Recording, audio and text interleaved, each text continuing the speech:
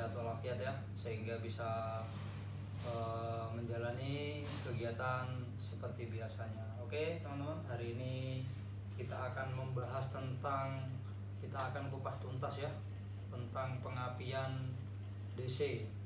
Nah, jadi motor yang pakai pengapian DC ya, yang masih menggunakan pengapian half wave ya, bukan full wave ya. Yang kita akan bahas ini adalah pengapian half wave ya. Oke teman-teman, kita akan bahas tuntas ya. Di samping saya ini ada media ya, kita akan jelaskan mulai dari awal sampai akhir.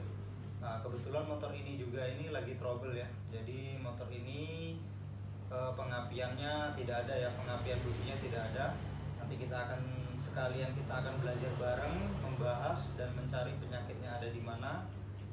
Sekaligus kita akan kita akan membahas pengapian DC ya teman-teman. Jadi ini Jupiter MF ini menganut pengapian DC.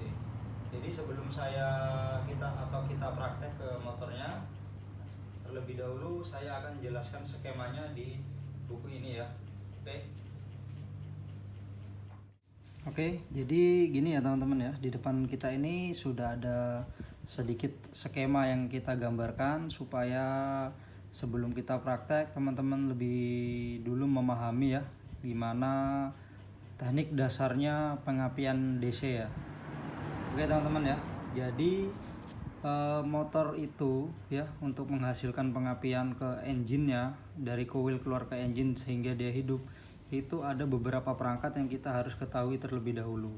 Pertama itu ada generator ya, atau biasa yang sering kita sebut dengan spool ya. Kemudian kedua ada namanya regulator ya, atau kiprok. Nah regulator itu atau kiprok ya. Kemudian ada aki ya, ada pulser, ada CDI, ada coil. Jadi susunannya seperti ini ya teman-teman ya. Jadi spool ini ketika terjadi putaran mesin, dia akan mengeluarkan arus positif ya, yang dialirkan ke regulator atau ke kiprok ya. Kemudian dari kiprok ini akan dikeluarkan menuju ke pengisian aki. Nah selanjutnya kemudian dari aki ini akan dimasukkan ke kunci kontak, lalu di on kunci kontaknya, dia akan masuk ke CDI ya. Skema gampangnya seperti itu ya. Kemudian dari CDI langsung ditransfer ke coil sehingga memercikan api ke engine melalui bantuan pulser ya teman-teman ya. Oke, jadi permainannya seperti itu ya. Saya ulangi sekali lagi. Jadi di pengapian motor sehingga motor itu bisa hidup itu dikarenakan ada beberapa part ya penunjangnya, seperti spool yang pertama ya, kemudian ada regulator, ada aki, kunci kontak, CDI, coil ya, dengan pulser. Jadi ini yang akan kita bahas tuntas nanti di motornya, sehingga teman-teman sebelum kita praktek saya tunjukkan dulu skemanya seperti ini, sehingga ketika praktek nanti teman-teman dapat mengetahui mana alat-alat yang saya sebutkan di awal ini ya. Oke teman-teman ya, kita lanjut ke motornya.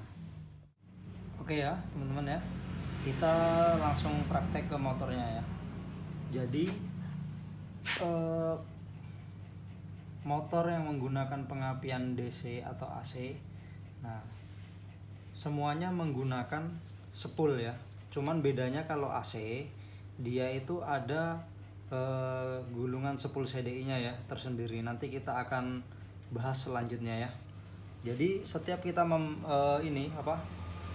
setiap kita membongkar bagian bak magnet, maka kita akan temui yang seperti kita jelaskan di awal tadi ya. Ada spool ya, ada pulser. Semuanya motor ketika kita buka bak magnet ini, maka part penunjangnya itu adalah spool dengan pulser. Oke ya teman-teman ya. Nah, terus kita nanti akan bahas gimana cara ngecek pulsernya, kemudian spoolnya dengan kondisi yang bagus ya. Jadi ini cuman Ini cuma ini sebagai salah satu contoh saja ya, sebagai sampel bahwa kalau kita buka bak ini maka kita akan temui yang namanya spool dengan pulser. Oke ya, beda ya, ini punya Honda Karisma, sementara yang kita akan bahas di sini adalah Jupiter MX. Tapi sebenarnya intinya sama saja ya, baik Honda atau Yamaha, intinya sama. Ketika kita buka bak magnet, kita akan menemukan dengan spool, kita akan menemukan namanya pulser ya, ada di sini. Perangkat dua ini sama ada di dalam sini. Oke, kita lanjut ke sebelah sana ya teman-teman ya. Oke ya teman-teman ya, jadi setelah kita mengetahui bentuknya pulser seperti apa, lalu spool itu seperti apa, kini kita akan menggunakan voltmeter ya atau avometer ya, menggunakan ini. Jadi kita akan mengetahui ya, baik tidaknya pulser atau spool menggunakan alat ini ya. Caranya kita on terlebih dahulu, kemudian kita taruh di 20 kilo ohm. Kita on, kita taruh di 20 kilo ohm. Jadi teman-teman yang punya alat seperti ini bisa menggunakan ya, seperti ini ya, di 20 kilo ohm. Lalu kita akan tes ya pulsernya. Nah, kebetulan motor ini kan tidak ada pengapiannya. Jadi sekalian kita jelaskan apa-apa yang kita harus ketahui sehingga motor ini tidak ada arus listriknya ya. Jadi langkah pertama yang kita harus lakukan ketika motor hilang pengapiannya ya, kita cek terlebih dahulu bagian pulsernya ya. Jadi di sini kalau di Yamaha itu ada kabel warna putih dan kabel warna merah ya. Ini ya, ada kabel warna putih, ada kabel warna merah. Caranya kalau menggunakan AVO ya, jadi kabel warna merah ini masuk di kabel warna putih karena pulser positifnya ada di kabel warna putih. Oke, jadi kita tancap ya di kabel warna putih. Kemudian yang hitam ini kabel ground, kita tancap di kabel warna merah seperti ini ya teman-teman ya. Jadi yang merah ke putih, kemudian ini ke warna merah. Sebentar, susah ya teman-teman ya, harus sabar supaya teman-teman mengetahui semuanya. Nah di situ teman-teman bisa lihat ya berapa nilainya. Jadi ini nilainya 284 ohm ya. Ini bisa dikategorikan pulsernya dalam kondisi bagus ya. Otomatis pulsernya masih bisa tetap dipakai. Berarti permasalahan motor ini tidak terjadi dengan pulsernya. Kita kita pastikan kondisi pulsernya sangat baik ya, karena di situ tertulis 284 ohm ya. Oke, selanjutnya kita akan tes bagian spoolnya. Jadi di soket spool ini ada 3 kabel ya. Kalau di Yamaha ada 3 kabel ya. Ada warna hitam, ada warna kuning, dan ada warna putih. Cara ceknya, yang kabel warna putih ini kabel spool yang menuju ke pengisian, sedangkan yang warna kuning ini untuk kabel menuju ke lampu utama ya teman-teman ya. Yang hitam ini adalah kabel ground. Gimana caranya kita ngecek ya? Kabel warna hitam ini kita taruh di avometer yang warna kabel warna hitam ya. Kabel warna hitam. Oke. Kemudian kita colok dulu ya yang bagian kabel warna putih, karena ini yang berhubungan dengan CDI ya, dengan pengisian. Oke. Nah, ketika kita masukkan ke sini, jadi teman-teman tinggal ngeliat nilainya. Kalau di situ nyambung ya, di situ nyambung, berarti kita dapat pastikan kondisi spoolnya itu bagus. Kemudian kita cek bagian lampu ya, itu juga kondisinya bagus ya. Berarti di motor Jupiter MX ini spool dan pulsernya dalam kondisi sangat bagus ya teman-teman ya. Kita tinggal cari bagian mana kira-kira yang kondisinya tidak memungkinkan sehingga motor ini tidak mengeluarkan strom ya.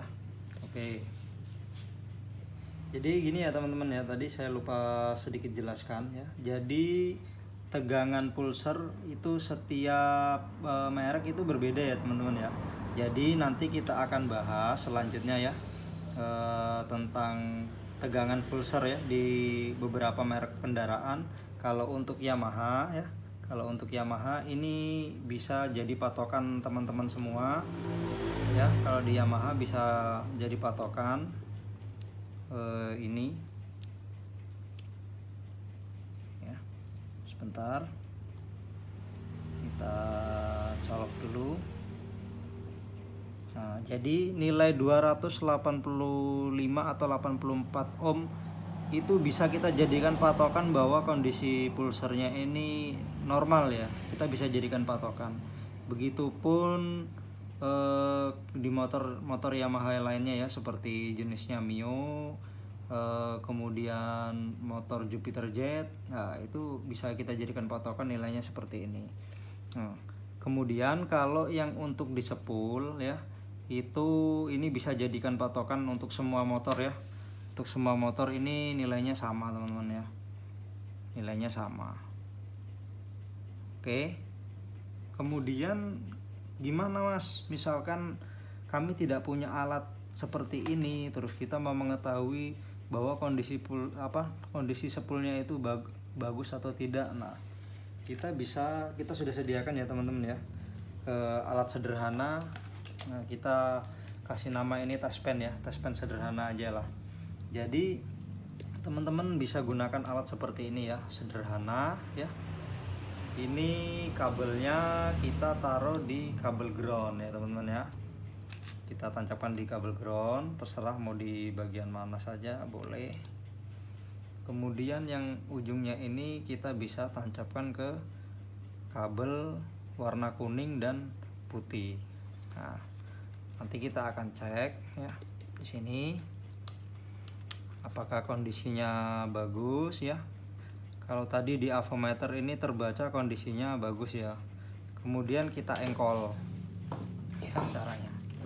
Nah, itu ya mengeluarkan strom ya. Nah, itu ya. Jadi kalau seandainya teman-teman tidak punya APO, bisa menggunakan alat sederhana ini seperti ini. Dan seandainya pun tidak ada alat seperti ini, kita juga bisa melakukan ya pengecekannya juga menggunakan kabel yang kita putus ya teman-teman ya. Kalau seandainya tidak punya alat avometer, tidak memiliki alat taspen sederhana, kita bisa menggunakan ini seperti ini ya. Kita masukkan ke kabel warna kuning, kemudian kita colok ya, kita engkol, kemudian ini jangan ditempelkan ya, dikasih gini aja ya supaya nanti kelihatan percikannya. Nah, itu ya. Nah, itu ada percikannya ya teman-teman ya. Nah, kemudian kita cek juga kabel warna putih. Nah, caranya sama seperti itu juga ya.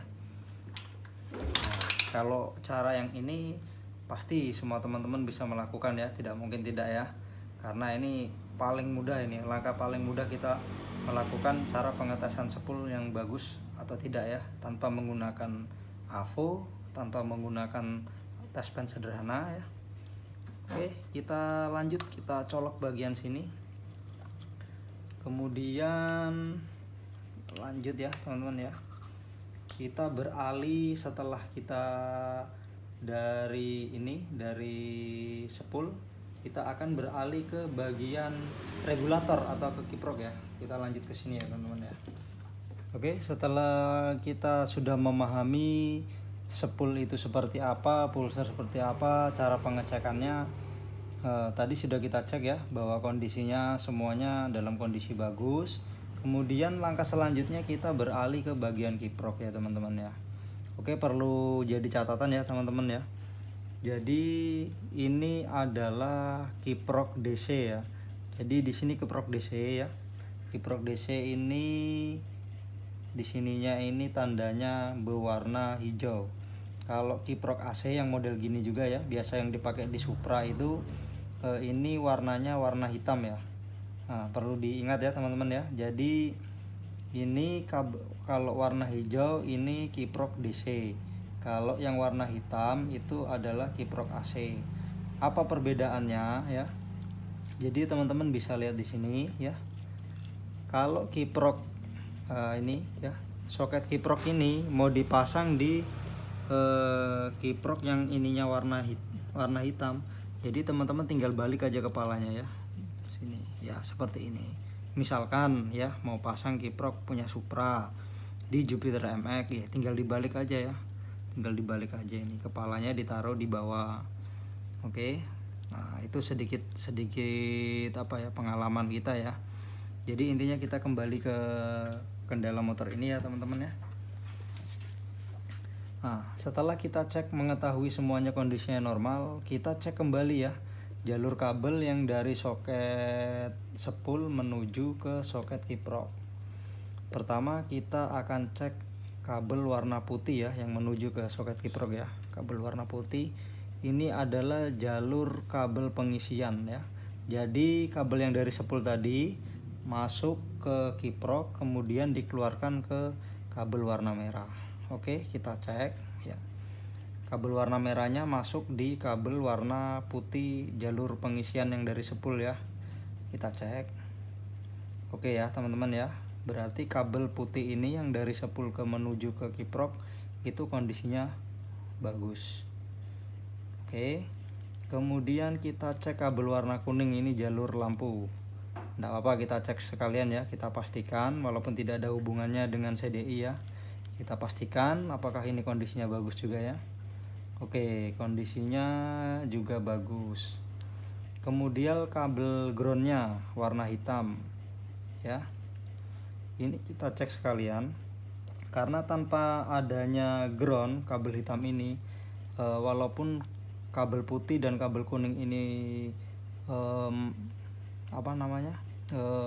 mengantarkan arus listrik ke kiprok, tanpa adanya ground ini maka tidak akan berfungsi juga ya. Makanya kita pastikan juga groundnya ya. Nah, ini groundnya juga kondisinya sangat bagus. Oke. Setelah kita mengetahui bahwa kondisi kabel yang dari spool menuju kiprok ini bagus, nah kita tinggal cek kabel ini ya, kabel warna merah ya. Kita tancap dulu tapi ya. Kita tancap dulu. Oke. Kemudian kita tancapkan kabel ini ya ke kabel warna merah. Kemudian apo ini kita robah di 20 volt DC ya teman-teman ya, 20 volt DC. Setelah itu kita tempelkan groundnya dulu ya. Kita tempel sembarang aja di sini ya, tidak apa-apa. Kita tempel dulu ya, kita tempel dulu, kemudian kita engkel. Nah, kalau di situ kita engkel, di sini ada perubahan nilainya ya, misalkan 1 volt atau 2 volt, nah, itu artinya kondisi pengisiannya bagus. Nah, itu ada ada sekitar 3 volt, berarti kondisi kiproknya ini bagus ya teman-teman. Entah nanti kita cek setelah motor hidup ini kiprok ini over voltase atau tidak, nanti kita cek kembali setelah motor ini hidup ya. Oke. Nah, terus cara ngeceknya juga, kalau seandainya kita tidak ada pakai apo ya, tadi kita bisa menggunakan alat sederhana yang ini ya. Nah, ini alat sederhana ini, kemudian kita taruh di sini, kemudian kita engkol ya. Nah, itu berarti jalur pengisian motor ini bisa dikatakan juga bagus. Oke. Kemudian setelah kita mengetahui bahwa spool itu bagus, kemudian kiprok itu bagus, kita lanjut ke kunci kontaknya ya. kita lanjut ke kunci kontak. Oke teman-teman ya, untuk mempermudah kinerja kita dalam mencari penyakitnya, kebetulan kita sudah pasang aki normal ya, untuk melakukan pengecekan selanjutnya di mana letak kesalahan pada motor ini sehingga tidak bisa mengeluarkan setrum di busi ya. Jadi kita sudah pasang ya, tapi sebelum kita menyelesaikan ini semua, kita akan lanjut membahas setelah dari kiprok tadi ya teman-teman ya, kemudian dikeluarkan ke sini pengisiannya, kemudian diparalel di jalur aki ya, disambung langsung ke jalur aki. Jadi ketika motor hidup nanti secara otomatis kiprok ini akan mengisi ke aki ya, di sini kita akan mengisi ke aki. Oke, itu sedikit pemahaman setelah dari kiprok tadi ya teman-teman. Terus apa langkah selanjutnya setelah kita mengetahui bahwa kondisi kiprok itu juga bagus, pengisiannya juga bagus?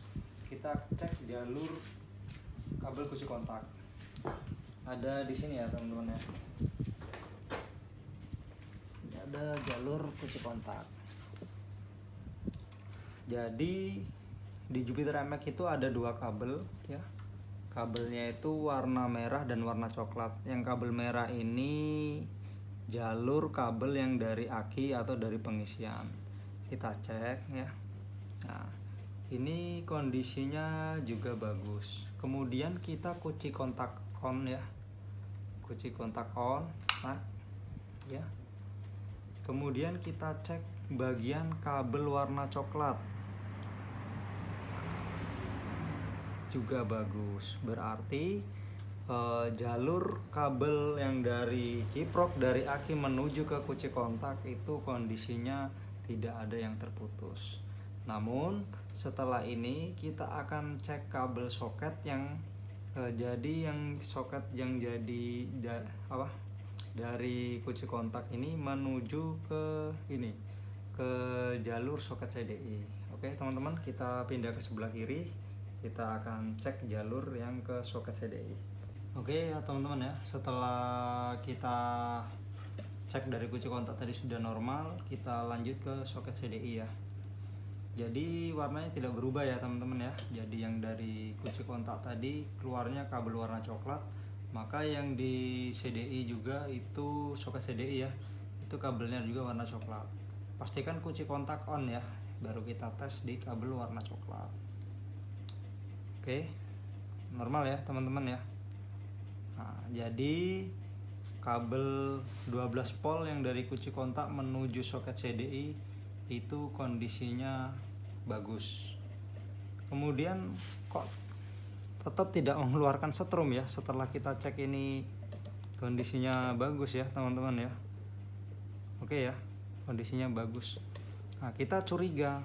Jadi sebenarnya bahasa simpelnya ya teman-teman ya, CDI itu akan mengeluarkan setrum ketika dia dapat signal ya dari pulser, kemudian dapat arus 12 volt, kemudian dapat ground ya. Permainan simpelnya seperti itu. Nah, apa langkah selanjutnya ketika kita sudah tes ini kondisi 12 voltnya masuk tetapi tidak tetap mengeluarkan setrum? Maka kita coba cek jalur pulsernya ya. Ini sudah kita robek kabelnya ya teman-teman ya, supaya mempermudah kita dalam ngetesnya. Kita akan menggunakan avometer kembali ya teman-teman ya, untuk ngecek memastikan jalur yang dari pulser tadi masuk ke soket CDI-nya kondisinya tersambung atau tidak terputus. Oke, kita tes kembali ya. Tetap ya, kita arahkan ke 20 kilo ohm ya teman-teman ya, tetap kita arahkan ke 20 kilo ohm. Oke ya teman-teman ya, kita akan cek ya signal yang dari pulser ya. Kabelnya yang masuk ke soket CDI yaitu warna putih dengan hitam strip biru ya. Oke teman-teman, yang positif itu kabelnya dia warna ini ya, warna yang ini warna putih ini ya, ini positifnya. Kemudian kita cek yang bagian sini ya, tetap tidak tersambung ya teman-teman ya. Nah, itu artinya ini terkendala, entah terputus atau gimana. Oke teman-teman, kita lanjut cek ke bagian, kita cari yang bagian mana yang telah terputus. Oke ya teman-teman ya. Setelah kita identifikasi, ternyata kesalahannya ada di bagian soket pulsernya ini ya teman-teman ya. Jadi kabel yang sini ya, yang bagian warna merah ini ternyata melorot ya. Ini sudah kita benerin ya, udah kita benerin, kancingannya ini tadi terlepas ya, udah kita benerin ya. Kemudian kita pasang kembali. Oke, kita cek kembali di bagian kiri ya, langsung ya teman-teman. Setelah kita perbaiki soketnya tadi ya, sekarang kita akan tes di kabel ini kira-kira tersambung atau belum ya. Oke, tetap kita arahkan yang kabel positifnya ke hitam strip biru, kemudian yang kabel positifnya yang dari warna merah, yang dari APO ini ke kabel warna putih. Oke teman-teman ya, ternyata sepele ya penyakitnya, karena soket itu soket pulsernya tidak tertancap dengan sempurna. Akhirnya kabel yang dari soket pulser menuju ke soket CDI itu tidak tersambung. Nah setelah kita lakukan perbaikan, akhirnya tersambung ya teman-teman ya. Oke, kita tinggal pasang soket CDI nya ke CDI nya, kemudian kita cek setrum keluarnya. Nah, oke teman-teman ya, kita pasang terlebih dahulu, kemudian kita lanjut.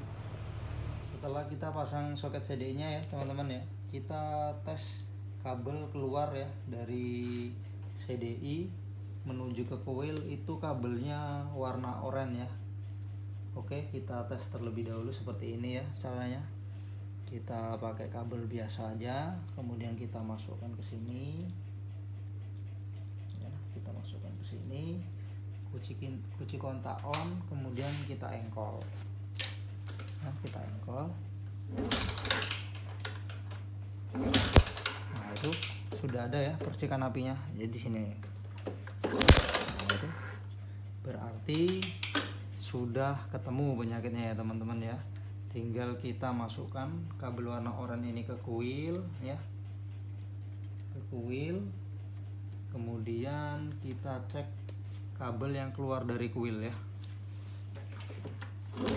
Nah itu oke ya teman-teman ya, berarti penyakit pada motor ini itu sudah terselesaikan. Penyakitnya sangat sepele ya, dikarenakan soket kabel pulsernya tidak tertancap dengan sempurna. Akhirnya signal pulsernya tidak tersambung ke CDI. Oke teman-teman ya, selanjutnya kita tinggal hidupkan engine-nya ya, untuk tes keberhasilan kita dalam mengidentifikasi penyakit motor ini ya. Coba kita on ya, kemudian kita hidupkan.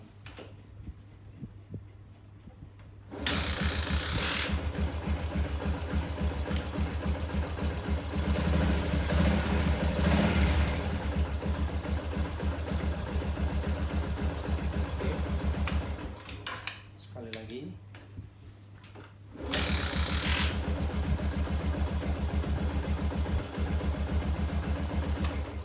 Ya teman-teman ya, ternyata pengidentifikasian kita hari ini ke motor Jupiter MX ini telah usai ya teman-teman ya, sudah berhasil.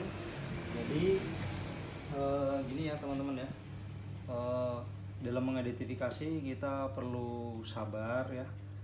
Seperti apa tadi yang saya jelaskan di awal, itu cara teknik awalnya kita harus ketahui semua jalur-jalurnya. Jadi saya beri rangkuman singkat ya teman-teman, supaya saya ulangi kembali agar teman-teman semuanya bisa memahami.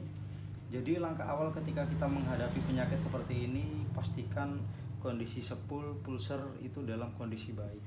Kemudian selanjutnya kondisi kiprok juga dalam kondisi baik. Setelah kita pastikan semuanya dalam kondisi baik, kita cek jalur yang menuju kunci kontak. Jalur menuju kunci kontak apabila sudah kita pastikan bagus, kita cek kembali ke jalur soket CDI ya, seperti yang saya jelaskan tadi ya. Itu untuk motor yang tidak menggunakan aki ya. Cara ngeceknya seperti itu ketika kita tidak menggunakan aki. Tetapi ketika kita menggunakan aki, dengan cara yang sama pun kita bisa lakukan. Cuman kalau kita menggunakan aki itu kinerjanya kita dalam mencari mengidentifikasi penyakit motor ini jauh lebih mudah, dikarenakan arusnya sudah standby 12 volt ya. Kalau kita menggunakan alat tes pen ini itu sudah bisa dicek. Jadi jalur yang dari sana, yang dari CDI itu sudah kita pastikan bisa kita cek dengan alat ini. Oke ya teman-teman ya, makanya tadi di pertengahan jalan kita pasang aki supaya mempermudah kita dalam mengidentifikasi penyakit ini, motor ini. Intinya ya, pastikan kondisi sepul, sekali lagi kondisi sepul, pulsar, kiprok itu kondisi bagus dan kabel-kabelnya itu tersambung dalam kondisi bagus. Insya Allah kondisi motor yang kita tangani itu akan baik dalam segi kelistrikan. Oke ya teman-teman ya, saya kira cukup kita dalam mengidentifikasi kendala yang terjadi pada motor ini, dan kita sudah membahas tuntas di mana pengapian DC itu bekerja ya.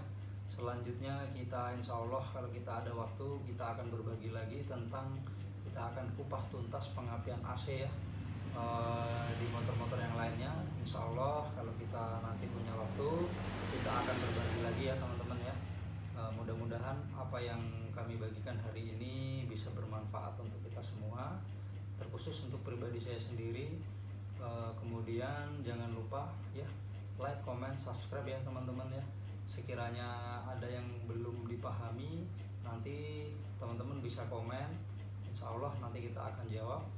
Sekiranya perlu kami bikinkan video kembali, insya Allah kita akan bikinkan videonya. Oke teman-teman ya, saya pikir cukup sekian. Assalamualaikum warahmatullahi wabarakatuh.